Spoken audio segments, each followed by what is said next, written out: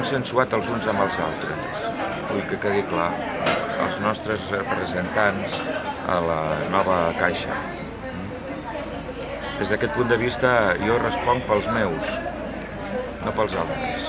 Per tant, vull que quedi clar que els representants que ha nomenat Convergència i Unió els ha elegit en base a la seva autonomia, però no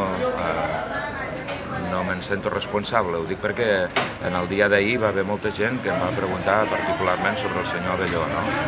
Jo el senyor Abelló el respecto com a persona, però no penso que sigui la persona més adequada per ocupar el lloc que sembla ser que al final serà el màxim lloc de representació que podem tenir els ciutadans d'aquestes comarques, ni des del punt de vista del consens territorial, ni professional ni polític.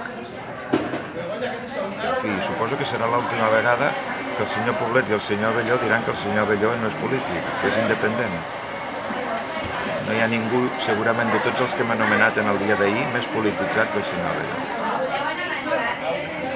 Jo ho lamento perquè fins ara, al llarg de la història, havíem tingut molta cura, tots els que hem pogut tenir algun tipus d'intervenció en el nomenament de representants i de dirigents de l'antiga Caixa de Tarragona, d'escollir persones que tenien aquesta característica de la seva independència política.